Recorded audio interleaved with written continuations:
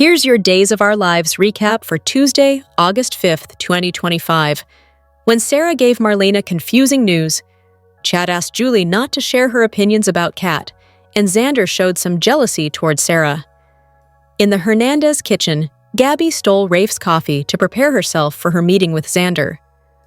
"I also have a very important meeting this morning," Rafe countered. Rafe declined to discuss his work. When Gabby asked about a partner, Rafe lied and said he did not have one. At the hospital, Chad and Kat thanked Julie and Marlena for realizing that they had been trapped in the elevator. When Kat noted that it was lucky that no one got hurt, Julie muttered under her breath, "Pity." Marlena pointedly asked Julie to join her for coffee, and Julie reluctantly walked away with Marlena over to the coffee cart. "I know you're not overly fond of Kat, but maybe you could try to hide your disdain," Marlena said. "I did," Julie said. Julie argued that Kat was as conniving as Gabby. Chad apologized to Kat. Kat said she understood. "Before the elevator went haywire, it felt like you were going to tell me something. What was that?" Kat asked. Chad said he did not remember. Julie walked over and handed a cup of coffee to Chad. With a forced smile, Julie explained to Kat that it had been the last bit of coffee in the pot. After Kat left, Julie joked that Kat was in a rush to trick her next victim. "How you feel about Kat is up to you, okay? It's not my place to change your mind. But I'd ask that go both ways," Chad said. Julie refused to approve of Chad's relationship with Kat. Chad argued that as a grown man, he did not want anyone to dictate his social circle. "I know that you are just trying to protect what Abigail and I had, and that you don't want anyone to replace her in my heart. I get that, but no one ever will. No one ever could," Chad said. With tears in her eyes, Julie noted that it made her ill to see Chad with Kat. "You can hate Kat if you want, but I don't want to see it or hear about it anymore," Chad said. "I hope you know it just comes from a place of love," Julie said. Chad said he knew that, and he hugged Julie. "And I hope you know how much I appreciate the love that you give me and the kids," Chad said.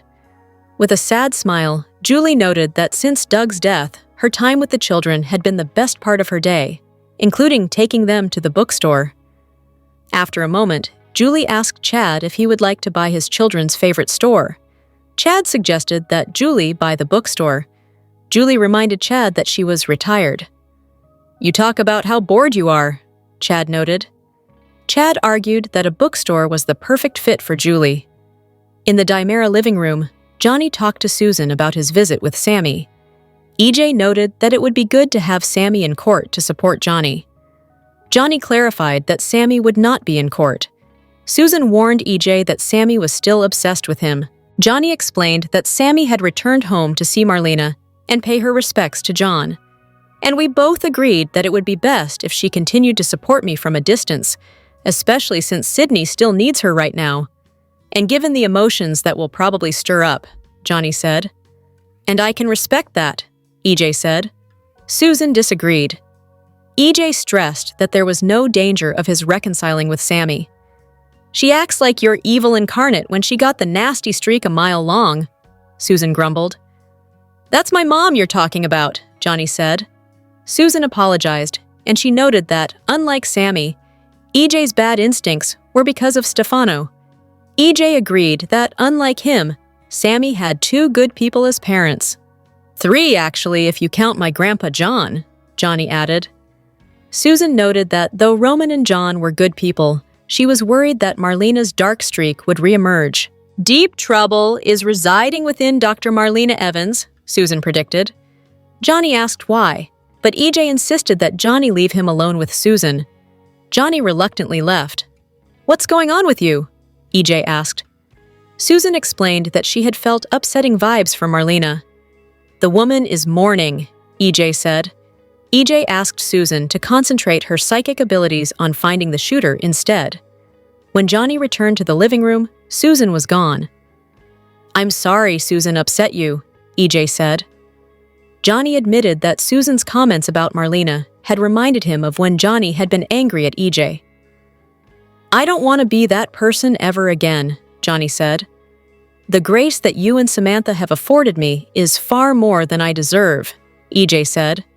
EJ said he had felt like a better man after he had woken from his coma, but he felt like he needed to regress to his old ways.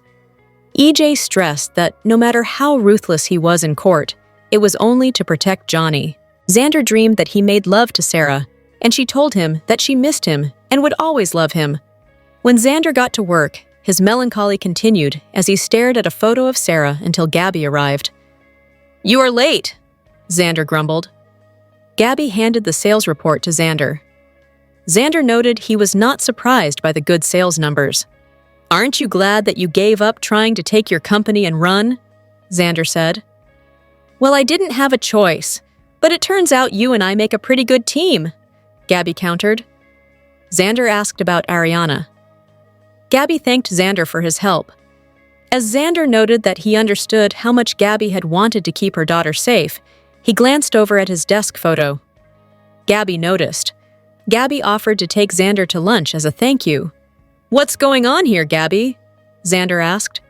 Gabby stressed that she just wanted to thank him. "It's how you're trying that concerns me," Xander said. Xander shifted nervously in his chair. "It's not like I'm trying to ask you on a date," Gabby said. "You're not?" Xander said. Gabby looked over at the photo, and she said she knew that Xander was happily married. "Or unhappily at the moment," Gabby added. Xander admitted that he was legally separated from Sarah. When Xander said he was too busy for lunch, Gabby changed it to dinner.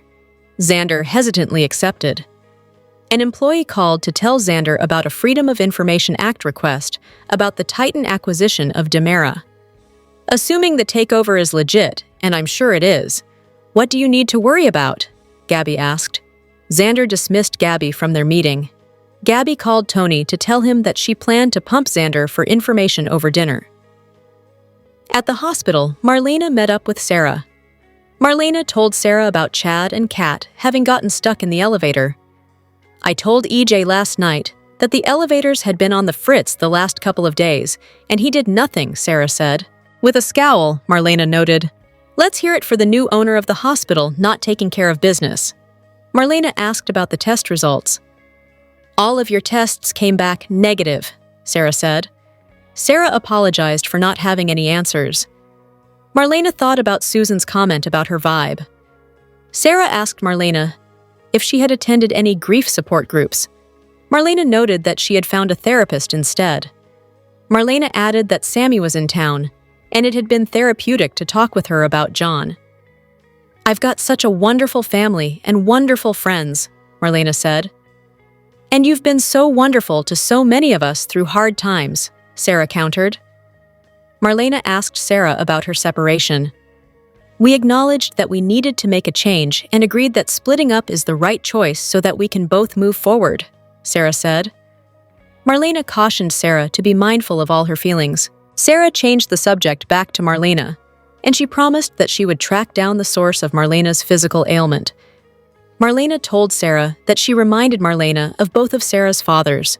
"They would both be so proud of you," Marlena said. Sarah teared up. Sarah confessed that she did not feel proud of herself because she had wanted Victoria to grow up in a two-parent household. "I've been there," Marlena said.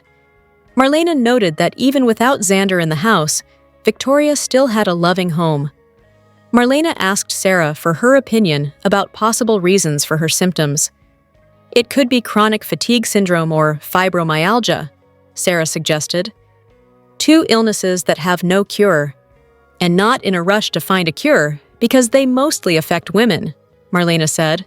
Sarah noted that the symptoms could be managed. Kat met up with Rafe at his office, and she told him about her night in the elevator with Chad. After chit-chat, Rafe taught Kat some self-defense moves. Kat imagined that Chad was teaching her instead of Rafe, and that he had pulled her into his arms. Marlena was walking through the town square when Susan called out to her. Susan apologized to Marlena for what she had said about her having a sickness in her. Marlena said her doctor had given her a clean bill of health. Susan noted that something was draining Marlena. Xander was exiting the Brady pub when he ran into Sarah. Xander asked Sarah to give their daughter his love. "Last night, you and Brady? I saw you together in each other's arms," Xander said. "One person can just be nice to another person without there being sex involved." Sarah said. Xander called Sarah defensive. "Get over yourself, Xander. I sure have," Sarah said. Days of Our Lives spoilers for Wednesday, August 6th, reveal that Sophia Choi will send out an SOS over Tate Black's baby demands. Paulina Price will also prepare to deliver some testimony that hurts Johnny DiMera, so here's what DOOL has in store. Since Johnny's trial is underway, people are being called to the stand with personal knowledge of his past vendetta. Johnny was angry enough to show up armed at the DiMera mansion, where he nearly wiped EJ DiMera off the map that night. Of course, Johnny ultimately changed his mind and decided against firing at his father, so EJ's working hard to prove his son's innocence. Unfortunately, Paulina's time on the witness stand will hurt Johnny's case and make him look guilty. Paulina will have to testify about some of the awful things Johnny said, like the fact that he thought EJ deserved a grim fate. Johnny doesn't feel that way anymore, but Paulina will still spell out the vengeful frame of mind he was in at the time. Although Paulina will fret over making things worse for Johnny, she'll get a pep talk from Abe Carver. Abe may assure Paulina that Johnny and Chanel Dupree DiMera know she's not trying to hurt either one of them intentionally. As for Johnny and EJ, they'll have another conversation about the dirty tactics necessary to win this case. EJ has admitted he needs to get even more ruthless, but he's also assured Johnny that everything he's doing comes from a place of love. Other days' spoilers say Gabby Hernandez will do some venting. Rafe Hernandez and Leo Stark will hear Gabby's complaints as she gets ready for her upcoming dinner with Xander Kyriakis. Gabby feels like she's made progress now that she's set her trap for Xander, but she may also feel a bit dismissed since he ended their latest meeting abruptly. That could give Gabby a reason to gripe on Wednesday's DOOL episode. Then again, Gabby might complain about Tesoro if he won't stop crying again. It could leave Gabby wondering exactly how long they're going to be fostering this baby. Speaking of the baby, Sophia will continue to worry about the possibility of all her adoption deception falling apart. Days spoilers say Sophia will make an emergency phone call to Melinda Trask and seek reassurance. That's especially true since Tate will be determined to get additional answers about the baby's adoptive parents. Tate will push for more pics and a deeper understanding of where his child ended up. Days spoilers indicate that Sophia will face Tate's grilling session at the pub, but she'll also land in Melinda's office as she pushes for additional help. Melinda will get updates on Sophia's concerns now that she's spilled to Sarah Horton Kyriakis. Despite Sophia's freakout, Melinda may push her to just calm down and stay the course with Tate regarding their bogus adoption lies. Days of Our Lives spoilers say Melinda's grand plan will inevitably crumble sooner or later, so stay tuned for all the disastrous news to come. Welcome to the Days of Our Lives Daily YAPP for a quick, and by that I mean you're already halfway done, recap of the most amazing or what the heck did we just watch moments on today's episode. Let's get to it. Who didn't know that Julie would end up buying that bookstore in Horton Town Square when she learned it was going out of business? While she hasn't made up her mind to buy it yet, Chad planted the seed in her head, so we know it's coming. While we applaud Days of Our Lives' effort to give the soap's matriarch and recent widow a new focus in life that will keep her at the forefront of Salem life, we can't help but to recall all of Julie's other business ventures through the years. She was an antique store owner, ran an interior decorating business, owned a nightclub that doubled as a ski lodge, opened up a bed and breakfast several years back, and reopened her nightclub after the bed and breakfast failed. She owned most of these businesses with Doug, but now she will be on her own. However, this could end up being a lot of fun. If Julie moves her book club into her new bookstore, Days could even recreate one of its most epic episodes in which Julie's book club members ingested marijuana-laced donuts and had a grand old time. Just imagine our favorite Salem ladies in Julie's bookstore reading one stormy night after indulging in some donuts. With the soap now streaming and not on network TV, anything can happen at Julie's new book club. Want more details? We got you! Soap Central has the best full DOOL recaps on the internet. You can even go back over 30 years and read each and every one of them. If you can't wait until the next episode, we have daily spoilers too. And whatever you do this weekend, do not forget to read the 2 scoops for some laughs in the as close as we can come to being a watching party without actually being a show. And the best part is, if you agree or disagree, we want to know. As always, share your comments below. Take a peek at what's next on Days. Days of Our Lives spoilers photos for the August 6th to 25 episode tease a curious Tate and a sneaky Sophia. Sophia is still in need of help now that Tate is asking questions, and Sarah knows the truth. At the pub, a crushed Tate is still looking for answers about his baby girl. But Sophia has remained pretty tight-lipped about everything. Read this. Sami reconnects, regrets, and reflects on the August 4th days. After her latest conversation with Tate, Sophia will call the one and only person she can trust. When Sophia turns to Melinda, what will her lawyer suggest she do next? And why is Sophia sneaking around Melinda's office? On Days of Our Lives today, Monday, August 4th, 2025, Johnny reconnects with his mom. Chad and Kat's sudden disappearances worry loved ones, and the trapped duo continues to bond. In the hospital elevator, Kat called out in her sleep for someone to stop. When she jerked awake, a concerned Chad asked about her dream. Kat would only say she had an awful nightmare that had been recurring since she'd been in the car accident. Both Chad and she lamented how worried their families likely were about them. Frustrated at being trapped all night, Kat decided to take matters into her own hands. She removed her shoes and asked Chad to give her a boost. He complied, but the impromptu plan didn't yield any results.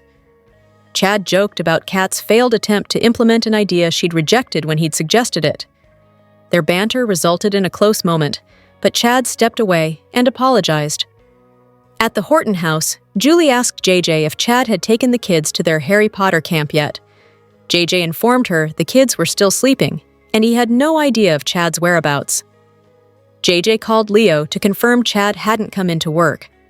After he got off the phone, JJ promised a worried Julie that he would look into it as soon as he reported to the station for work.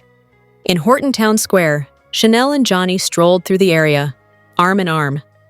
They chatted about his sister Sydney's recovery from her injury and about his mom's short-term visit to Salem. Felicity raced up to Chanel, however, and ended the couple's conversation. Felicity begged Chanel to help her find her sister Kat, who had gone missing. She explained that she hadn't seen Kat since Kat had left for work the previous day. Johnny took Chanel aside and suggested they get in touch with the police. Chanel assured Johnny she would handle it and urged him to go see Sami. After Johnny left, Chanel went with Felicity to the police station. At Marlena's place, Marlena discovered a crying Sami in her living room. Marlena wrapped her daughter in a comforting hug. When she pulled back, Sami admitted how much she had missed her mom, and Marlena returned the sentiment. Sami sat down with Marlena and opened up about her regrets in not being there to hold Marlena's hand during the funeral, not calling and visiting more often, and about her many regrets concerning John. She wished she had thanked him for being her Girl Scout cookie mom, and for always arranging picnics for her at their house during her childhood. He had loved her like a daughter, despite her cruelty towards him. "You were his daughter, and you were in his heart," Marlena affirmed. She gushed about how John adored Sami and never considered anything he did for her an obligation or a burden. Sami confessed she adored John as well, even when she had blamed him for everything wrong in her life, and when she had hated him for loving you. Sami remembered how John calling Marlena Doc had always elicited an eye roll from her, but Sami would give anything to hear him say it one more time. She again broke down in Marlena's arms. Marlena told Sami that John knew how she really felt and insisted John would not want Sami to have any regrets. She encouraged Sami to think of John sitting there and telling one of his long-winded but funny baseball stories. Sami smiled and said she could imagine it. John had always been bigger than life, but eternally optimistic. Marlena reassured Sami that John had been proud of the woman she had become. Sami dabbed at her eyes, announcing she had to pull herself together before Johnny's arrival. Marlena believed they had both needed to cry, and it had been a catharsis for them. Sami pledged she would be there for Marlena anytime her mom needed someone to lean on. They were interrupted by a knock at the door. It was Johnny, who embraced his mother and conveyed how happy he was to see her. When he came inside, Marlena excused herself to give mother and son alone time. As Johnny and Sami caught up, Johnny told his mom he didn't expect her to be at his trial, since it would be difficult. Sami believed it was a good thing that EJ was defending Johnny, and she expressed relief that Johnny had come to a place of forgiveness with EJ. Johnny said that's what his grandpa John would have wanted. Sami teared up as she thought back to naming Johnny after John and how proud John had been when he'd gotten to meet his namesake.